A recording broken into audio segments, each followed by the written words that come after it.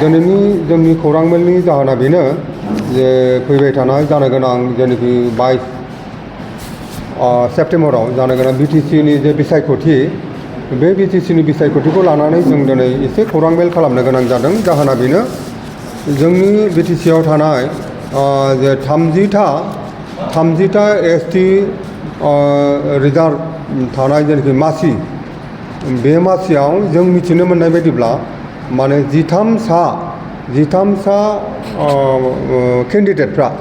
बिथांमोनहा माने ट्राइबेल नङै 13सा केन्डिडेट बिथांमोनहा माने फेक ट्राइबेल सार्टिफिकेट थगायनाय नंखाय ट्राइबेल सार्टिफिकेट बिथांमोना बुथुमदों आरो बे नंखाय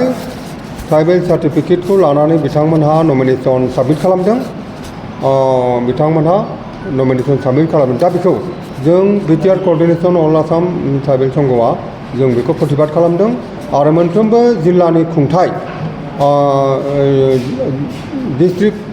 कमिशनार आरो रिटार्निं अफिसार बिथांमोनखौ जों बिथांमोनखौ बुंहरदों, जों खावलायहरदों बिथांमोननि बे नथिपत्रखौ आरो कास्ट सार्टिफिकेटखौ जोबोद मोजाङै थन्न बेखौ माने नायनांगोन, बिजिरनानै बिथांमोनखौ भुवा नंखाय होननानै मिथिनाय लोगो लोगो केन्सेल खालायनांगौ। नाथाय बेखौ जिल्ला प्रसासना जिल्ला खुंथाया मोजाङै नायालासेनो जुदि एक्सेप्ट खालायोब्ला आरो एक्सेप्ट खालायनायनि उनाव बेखौ जुदि नंखाय होननानै भुवा होननानै जेब्ला जों मिथिगोन प्रमान जागोन अब्लाना जोङो बिटिआर क'अर्डिनेसन कमिटि अल आसाम ट्राइबेल संघआ बिनि एगेन्सै जोङो जिल्ला खुंथायनि एगेन्सै रिटार्निं अफिसारनि एगेन्सै जों माने आयेननि बेबस्था लानाय जागोन। बे बाथ्राखौनो जोङो दिनै रादाब बिजोंनि गेजेराव फोरमायनाय जाबाय आरो गासैबो राजखान्थि दोलो केन्डिडेट आरो दोलोनि दैदेनगिरि आरो दोलोनि जेनाखि मावथि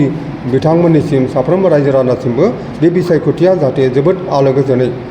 दावराव दावसि जायालासिनो सान्थियै जाहाथे जोंहा बारलाङो बिनि थाखाय जोङो बयनिसिमबो खावलायनाय थाबाय।